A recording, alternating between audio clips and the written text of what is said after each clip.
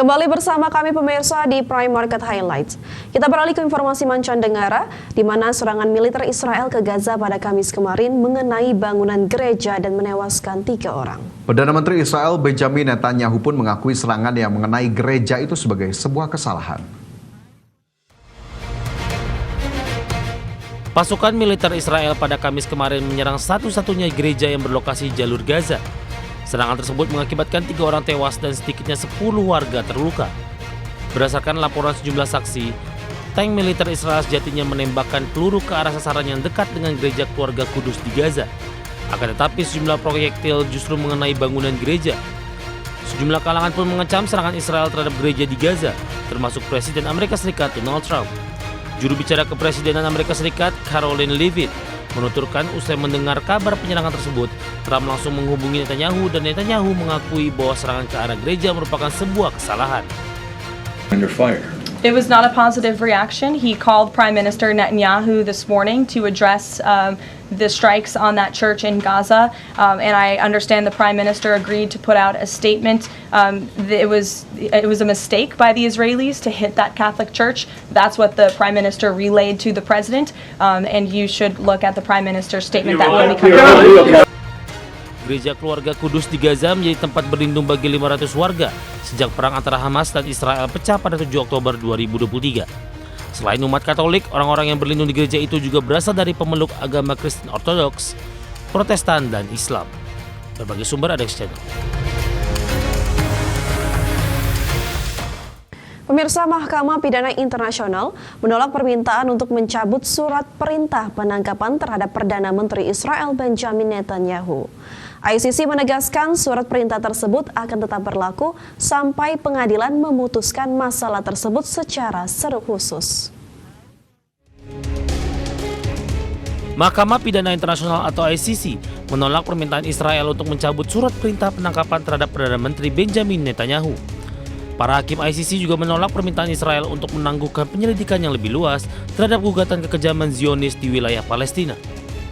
Sebelumnya pada 21 November 2024, ICC mengeluarkan surat perintah penangkapan atas Netanyahu, mantan Menteri Pertahanan Israel Yoav Gallant, dan seorang pemimpin Hamas Ibrahim Al-Masri atas dugaan kejahatan perang dan kemanusiaan perang konflik Gaza. Namun pada Februari 2025, Hakim ICC mencabut surat perintah penangkapan atas Al-Masri yang juga dikenal sebagai Mohammed Deif, menyusul laporan bahwa ia telah meninggal dunia. Dan atas surat perintah penangkapan itu, Israel menolak yurisdiksi ICC dan menyangkal kejahatan perang di Gaza. Israel juga menentang surat perintah penangkapan terhadap Netanyahu dan Gallant. Israel mengacu pada keputusan Majelis Banding pada April 2025 yang memerintahkan Majelis Pra-Peradilan untuk meninjau keberatan Israel atas yurisdiksi ICC. Dengan demikian tidak ada dasar yurisdiksi yang sah untuk surat perintah penangkapan terhadap Netanyahu. Namun para hakim ICC pun menyatakan dalih Israel tersebut tidak benar. ICC menegaskan surat perintah tersebut akan tetap berlaku sampai pengadilan memutuskan masalah tersebut secara khusus. Bagi sumber ada di channel. Informasi selanjutnya datang dari pemerintah Brasil, di mana yang menunjukkan reaksi keras atas rencana pengenaan tarif masuk barang hingga 50% ke Amerika Serikat. Meski demikian, Presiden Brasil Luiz Inácio Lula da Silva menyatakan bersedia untuk berdialog terkait tarif masuk dengan Amerika Serikat. Presiden Brazil Luiz Inácio Lula da Silva menanggapi keras ancaman pengenaan tarif masuk barang ke Amerika Serikat oleh Presiden Donald Trump. Lula mengatakan Trump hanya merupakan pemimpin Amerika Serikat dan bukan kaisar untuk dunia.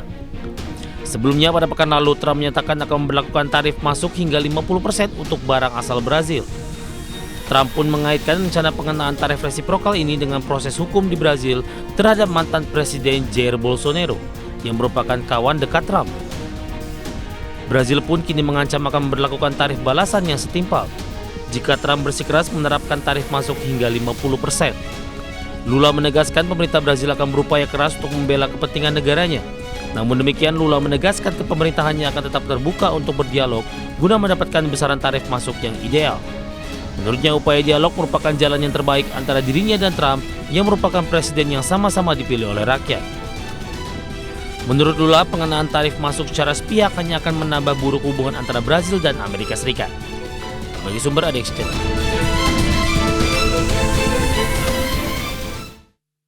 OPEC optimistis ekonomi global bisa lebih baik dari perkiraan meski ada konflik dagang.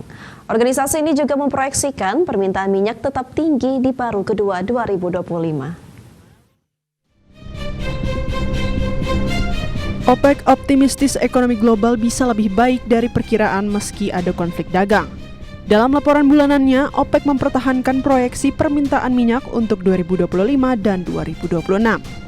Kenaikan aktivitas perjalanan musim panas membuat asupan minyak kilang meningkat.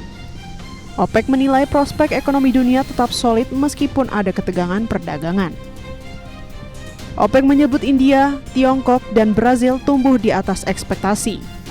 AS dan zona euro juga terus menunjukkan pemulihan dari tahun lalu. OPEC memperkirakan pertumbuhan ekonomi global semester kedua akan lebih baik dari perkiraan sebelumnya. Adapun, OPEC Plus sepakat menambah produksi 548.000 barel per hari mulai Agustus. Pada Juni, produksi naik 349.000 barel per hari menjadi 41,56 juta barel per hari. Kenaikan ini terjadi meski harga minyak relatif stabil dan permintaan kilang meningkat tajam. Berbagai sumber, IDX Channel. Pemirsa, ekspor Jepang ke Amerika Serikat tercatat turun tajam pada Juni 2025. Ya, penurunan terbesar terjadi pada sektor otomotif dan baja.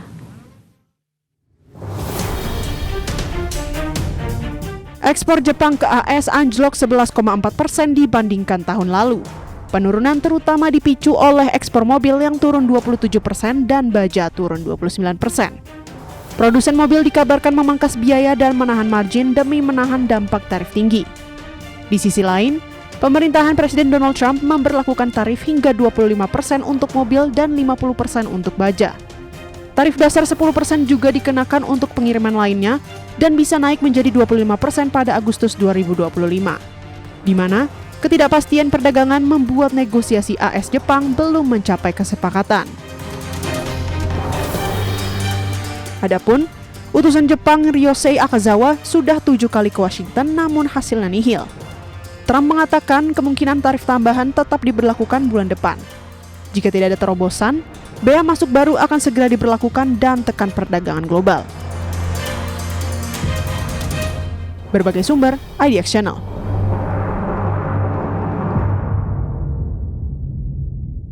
Pemirsa, pemerintah China berupaya mengendalikan perang harga di industri kendaraan listrik China. Dilansir dari HPV, pada 18 Juni 2025, Beijing menyebut perang harga antara produsen mobil listrik China sudah berlebihan dan tidak rasional. Beijing telah menggelontorkan dana negara yang sangat besar ke sektor kendaraan listrik. Pemerintah mendorong pengembangan dan produksi kendaraan bertenaga baterai yang lebih ramah lingkungan. Namun perang harga telah membuat banyak perusahaan rintisan bangkrut. Pasar domestik mobil murah dan promo tukar tambah. Pekan ini, sebuah pertemuan para pejabat tinggi di Beijing yang dipimpin oleh Perdana Menteri Li Xiang menyerukan pemantauan harga yang lebih ketat dan peningkatan regulasi persaingan di sektor ini.